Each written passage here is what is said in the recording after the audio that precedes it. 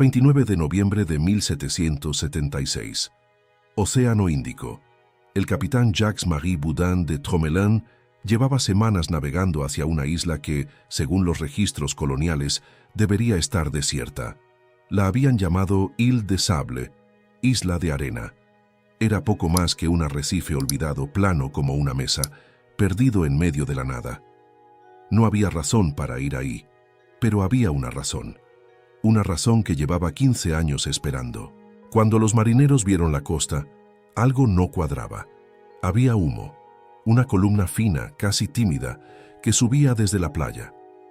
Tromelin ordenó acercarse. Los hombres en cubierta miraban en silencio, tratando de entender lo que veían. Y entonces los vieron. 7 figuras en la orilla, mujeres, con ropa hecha de plumas, cargando, entre todas, a un bebé de 8 meses. Eso fue todo lo que quedaba. 7 mujeres y un bebé. De los aproximadamente 60 seres humanos que habían sido abandonados en esa isla 15 años antes, eso era lo que el mundo había dejado con vida. El capitán tardó varios segundos en poder hablar. Espera, porque lo que pasó antes de ese momento es lo que tienes que entender. Es lo que hace que esas 7 figuras en la orilla sean quizás el símbolo más brutal y más extraordinario de supervivencia humana en la historia del Océano Índico. Todo empezó con una mentira. 31 de julio de 1761. El Lutile era una fragata de la Compañía Francesa de las Indias Orientales. Un barco de carga, de comercio, de dinero. Navegaba desde Madagascar hacia la Île de France, lo que hoy es Mauricio. Y en su bodega, encadenados en la oscuridad, viajaban 160 seres humanos, esclavizados, malgaches, comprados ilegalmente en Madagascar. Y aquí está la clave: ilegalmente. El tráfico de esclavos en esa región específica estaba prohibido por decreto real. El capitán Jean de Lafargue lo sabía. Lo hizo de todas formas. Tenía 160 personas encerradas en el fondo de su barco, sin luz, sin aire suficiente, tratadas como mercancía que él había adquirido violando las leyes de su propio gobierno. Esa decisión iba a costarle caro. Aunque no a él. La noche del 31 de julio, la navegación falló. Los mapas eran incorrectos o se usaron mal. Los recifes que rodeaban la pequeña isla de arena eran invisibles en la oscuridad. El Lutile los golpeó a toda velocidad. El crujido del casco contra el coral fue el primero en despertar a los marineros. Lo que siguió fue pánico, agua entrando, madera rompiéndose, gritos en cubierta. Y abajo, en la bodega sellada, 160 personas que no podían salir. Cuando el barco terminó de partirse contra los arrecifes, alrededor de 70 de los esclavizados ya habían muerto ahogados en ese espacio cerrado, sin posibilidad de escapar, sin que nadie les abriera la puerta. 18 tripulantes franceses también murieron esa noche. Lo que llegó a la isla fueron 2 grupos muy distintos. Por un lado, los sobrevivientes franceses, marineros oficiales, el teniente primero Barthélemy Castellan du Vernet, que asumió el mando cuando Lafargue colapsó. Por el otro, alrededor de 60 malgaches que habían logrado nadar hasta la orilla o llegar sobre los restos del barco. Y entonces todos miraron la isla por primera vez. No hay otra forma de decirlo. Era un lugar hostil hasta el absurdo. Mira, 1 kilómetro cuadrado, plana, sin árboles, sin vegetación de altura, sin fuentes de agua dulce, rodeada de arrecifes en todas direcciones, a 450 kilómetros de Madagascar. El sol del Índico golpeaba sin sombra. El viento marino corría sin obstáculos. Isla es casi demasiado generosa como descripción. Era una barra de arena con aspiraciones de tierra firme. Pero tenían algo. Tenían los restos del Lutile. Durante los días que siguieron al naufragio, los sobrevivientes sacaron del agua todo lo que pudieron: madera, comida, herramientas, metal, construyeron abrigos, cavaron un pozo y encontraron agua, apenas suficiente para no morir de sed. Instalaron un horno, una fragua. Los franceses organizaron un campamento y los malgaches organizaron el suyo, separado. 2 grupos, 2 espacios, una isla del tamaño de nada. Duvernet tomó una decisión operativa: construir un barco. No tenía otra opción. O salían de ahí navegando o morían ahí esperando. Así que pusieron a trabajar a todos, franceses y malgaches juntos, en el único proyecto que importaba. El barco se llamó La Providence, construido con los huesos del Lutile, con metal recuperado de las entrañas del naufragio, con manos que nunca habían construido un barco antes y manos que sí sabían hacerlo. Tardaron menos de 2 meses. El 27 de septiembre de 1761, exactamente 58 días después del naufragio, la Providence estaba lista. Y aquí es donde la historia se vuelve otra cosa completamente. El barco era pequeño, demasiado pequeño para todos. Duvernet hizo los cálculos. 122 franceses podían embarcarse. Con esfuerzo, con riesgo, pero podían. Los 60 malgaches no cabían. Y aquí la historia se complica. Duvernet tomó una decisión que los registros históricos documentan, pero que ningún documento puede justificar del todo. Los franceses subirían al barco. Los malgaches se quedarían, con promesas. Vamos a volver, avisaremos a las autoridades, vendrá un barco a buscarlos. Yo no sé cómo llamar a eso, si es cobardía o pragmatismo o algo peor. Probablemente las 3 cosas al mismo tiempo. Lo que sí sé es lo que pasó después. Los 122 franceses llegaron a Mauricio. Duvernet presentó su informe. El caso fue elevado a las autoridades coloniales.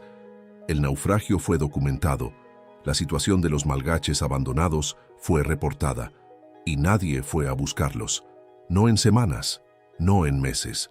La guerra de los 7 años estaba consumiendo los recursos y la atención del imperio francés.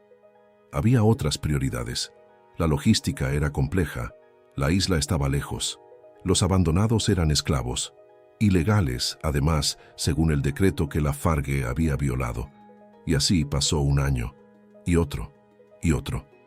En la isla, el tiempo tenía una textura diferente. Hay un detalle aquí que la mayoría ignora.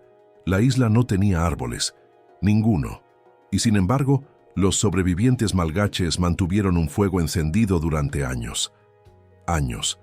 En una isla sin madera nueva, con los restos del naufragio consumiéndose gradualmente, alimentando cada noche una llama que no debería haber podido existir. Ese fuego era, claro que sí, una señal para cualquier barco que pasara. Pero era también otra cosa. Era la prueba de que seguían vivos, que seguían eligiendo estarlo. Comían lo que la isla les daba: aves marinas, huevos de tortuga, tortugas, pescado. No es una dieta que ningún nutricionista recomendaría, pero era lo suficiente para no morir.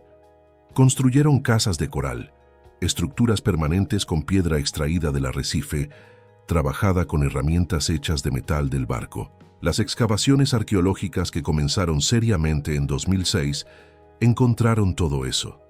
Tazones de cobre reparados con precisión, utensilios, restos de cocinas y hornos. Una pequeña sociedad organizada en el borde del mundo. O sea, piensa en esto. No eran personas esperando pasivamente a ser rescatadas. Eran personas construyendo una vida en condiciones que no deberían permitir ninguna vida. Sin herramientas nuevas, sin recursos que no fueran los que el mar les devolvía o el coral les ofrecía. Hay algo en eso que me parece difícil de comprender. La voluntad específica de seguir construyendo cuando todo el contexto dice que no vale la pena construir nada. Pero los años pasaron y el fuego siguió. No hay registro de todos los nombres. Eso es lo más duro. Sabemos que eran alrededor de 60 al principio. Sabemos que el número fue bajando.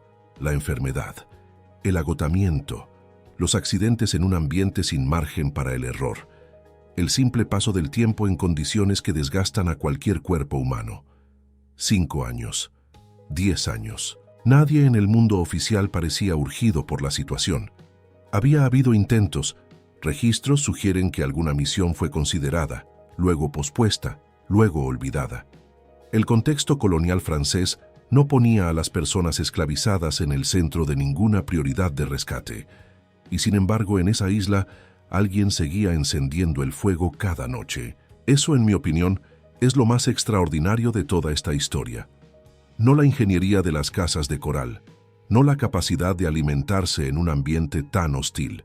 Es eso, la decisión repetida, día tras día, año tras año, de mantener encendida una señal para un mundo que claramente los había olvidado. Ahí está, la esperanza no como emoción, la esperanza como práctica, como trabajo físico, como acto de voluntad que no espera recompensa garantizada.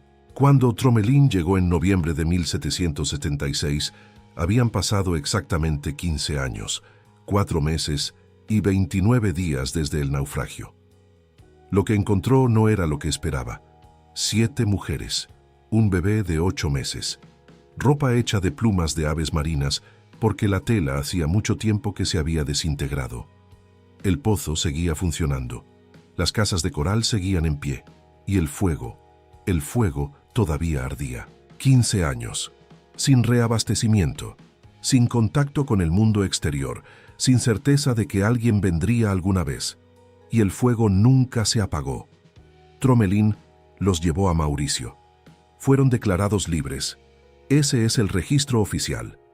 Lo que pasó con cada una de esas 7 mujeres después, la historia no lo cuenta con suficiente detalle.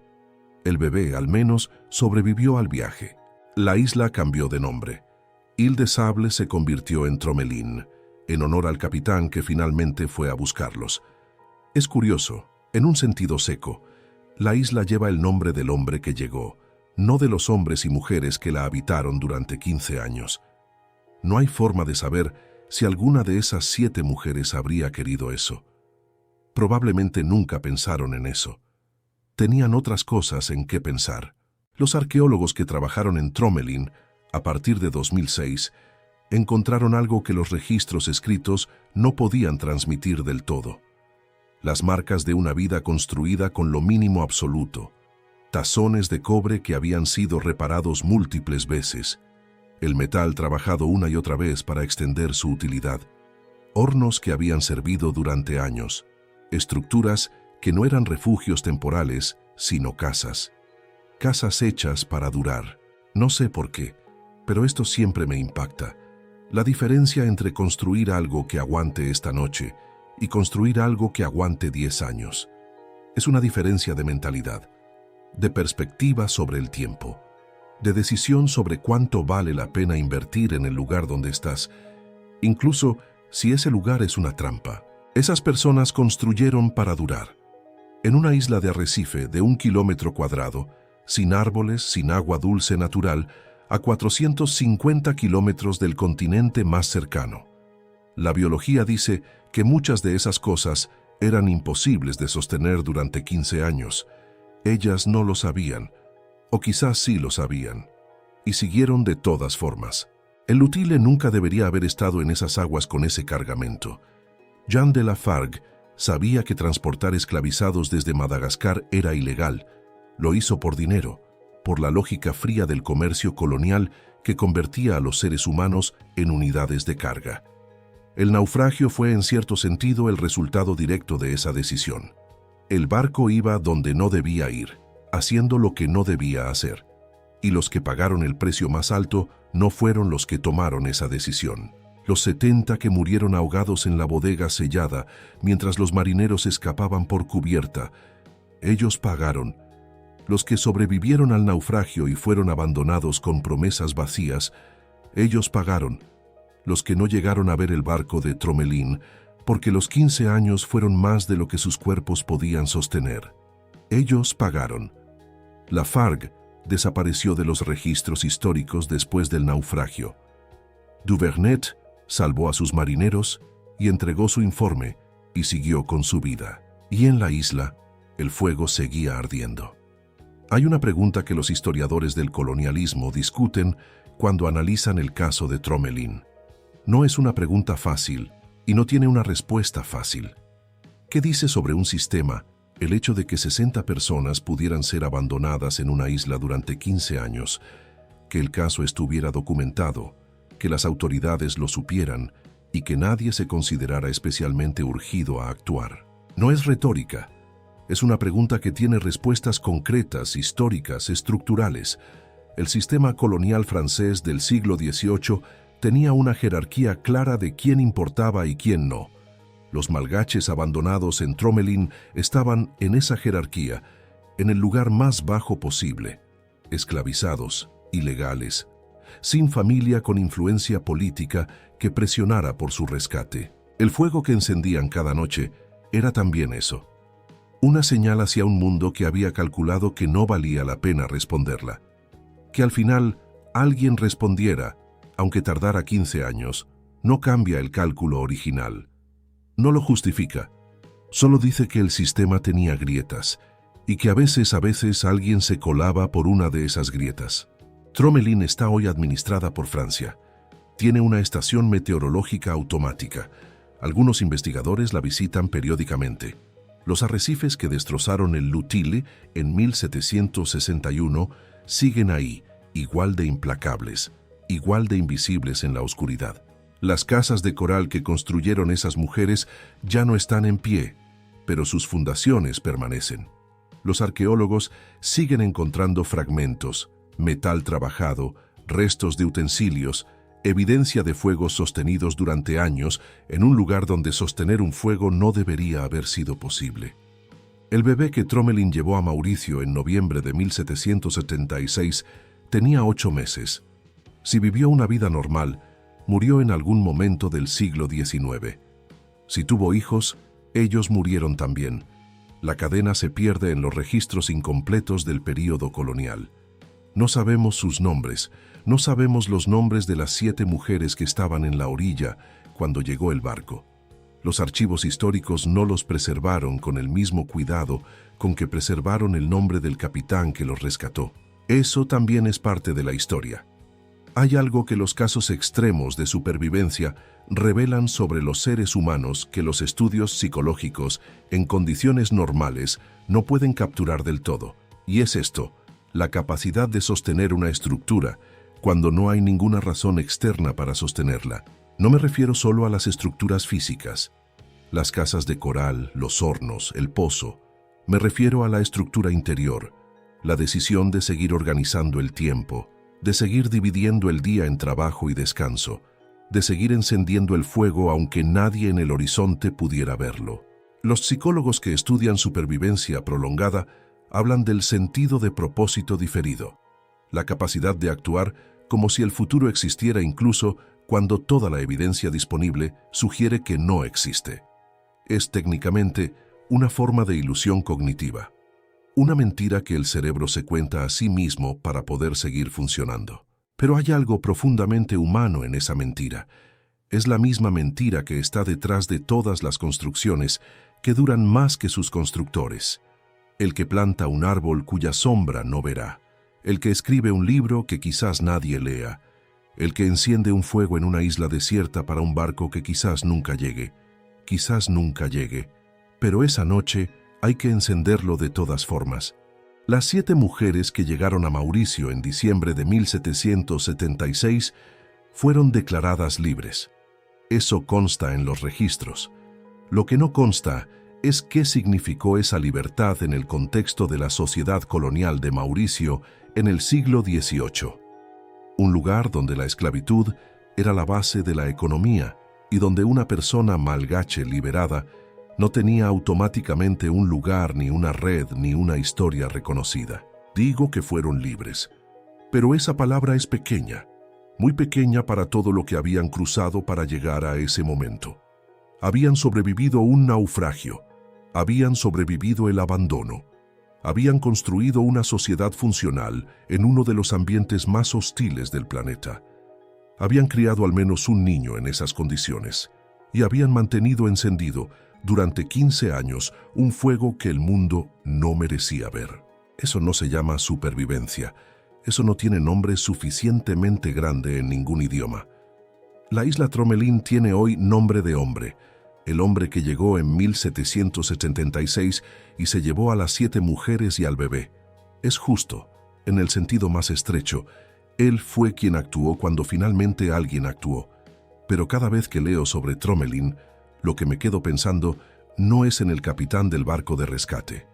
Me quedo pensando en el fuego, en la persona que esa noche específica, quizás el año 10 o el año 12, cuando la esperanza tendría que haberse agotado por completo, salió a recoger los últimos restos de madera rescatada, o encontró la manera de alimentar la llama con lo que fuera que ardiera en esa isla sin árboles, y la encendió de todas formas, sin saber si alguien la vería, sin garantías de nada, solo porque aún era de noche, y porque el fuego mientras ardiera decía algo que las palabras no podían decir tan claramente. Seguimos aquí. Y eso no se olvida fácilmente.